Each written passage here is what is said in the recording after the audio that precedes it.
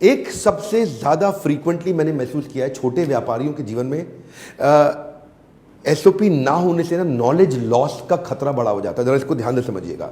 Knowledge loss का जो danger है ना, you know what does this mean, क्योंकि हर एक चीज वेल रिटन मैनुअल में नहीं है, वेल प्रॉपरली फॉर्मेटेड नहीं है, क्योंकि उसका प्रोसेस नहीं बना, तो वो आपके एक्सपर्ट एम्प्लॉय के ब्रेन में है, क्योंकि वो अपनी एक्सपर्टीज के माध्यम से कर रहा था। अब आप उस पर डिपेंडेंट हो गए, ये फिर से पर्सनालिटी डिपेंडेंट हो गया बिजनेस, क्योंकि वही जानता है इसे करना कैसे है, वो मास्टर है, वो सुपर स्पेशलिस्ट है उस काम का, वो एक्सपर्ट है उस काम का, और उसका प्रोसेस बना नहीं।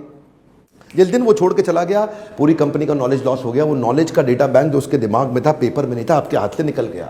लेकिन अगर उसी का नॉलेज का डेटा बैंक आपके पेपर पे आ जाएगा ना, तो फिर रिपीटेबिलिटी आ जाएगी, और अगला एम्प्लॉय जिसको आप हायर करेंगे उसके जाने के बाद उसकी ट्रेनिंग की कॉस्ट घट जाएगी। क्यों? क्योंकि मैनुअल तैयार है।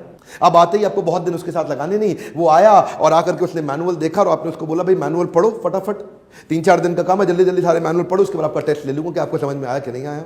और आप उसको मैनुअल पढ़ के समझाते हैं, सिखाते हैं, उसके बाद असेसमेंट लेते हैं, उसके नंबर कम आते हैं, फिर गाइड करते हैं, फिर मैनुअल पढ़ाते हैं, फिर टेस्ट असेसमेंट लेते हैं, और आपका आदमी 1 हफ्ते में तैयार और फिर काम पर लग गया। लेकिन दूसरे केस में हो सकता है पूरी की पूरी कंपनी डुबो जाता, आपका कॉम्पिटिशन ज्वाइन कर लेता, या खुद ही आपका कॉम्पिटिटर बन जाता। अगर आपको इस तरह के खतरे आते हैं तो आपको ही नहीं, मेरे बहुत पार्टिसिपेंट्स को आते हैं।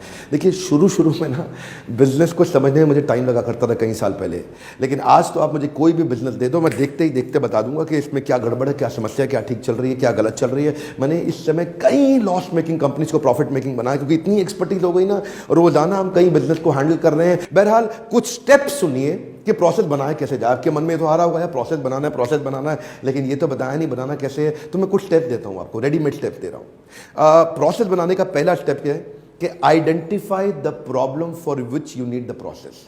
एक ऐसा प्रॉब्लम आइडेंटिफाई करिए जो कि फ्रीक्वेंट क्राइसिस आ रहा हो, जहां बार बार तकलीफ आ रही हो, जहां क्वालिटी में तकलीफ आ रही हो, जहां प्रोडक्टिविटी में तकलीफ आ रही हो, आउटकम में आ रही हो, कैलकुलेशन में आ रही हो, अकाउंटिंग में आ रही हो, सेल्स में नंबर अचीव नहीं हो रहा, जो भी डिपार्टमेंट है आपके यहाँ पे, उसका ना एक प्रॉब्लम लिख लीजिए, जिससे हम गोल बना लें, जिसके अराउंड प्रोसेस बनाएंगे। क्योंकि अगर पहले दिशा मिलेगी तभी दशा तैयार होगी, पहले हमें डायरेक्शन मिलेगी तभी हम डिसीजन लेंगे। तो पहले दिशा तैयार करिए, किस प्रॉब्लम को सॉल्व करना है, किस गोल को अचीव करना है, उसके बाद उसका प्रोसेस बनाते हैं। अगला है कि ये जो भी आप प्रोसेस बनाने जा रहे हैं, इसकी ना बाउंड्री तैयार कर लीजिए पहले। बाउंड्री मतलब इसका A to B बना लीजिए। A to B मतलब इसका स्टार्ट पॉइंट क्या है और एंड पॉइंट क्या है। जो भी फ्लो चार्ट बनेगा, जो भी आपका स्टेप्स बन के निकल के आएंगे ना, तो स्टेप्स मतलब फॉर एग्जांपल आपको बर्गर बनाने का प्रोसेस चाहिए, तो बर्गर बनाने में पहला प्रोसेस का पहला स्टेप क्या है कि जी बन खरीद के लाना है, टिक्की के लिए इंग्रेडिएंट्स खरीद के लाने, वो आए यहाँ पे, फिर उसके बाद सारे स्टेप होंगे, और फाइनल स्टेप क्या होगा, बर्गर कंज्यूमर ने, आपके कस्टमर ने खा लिया।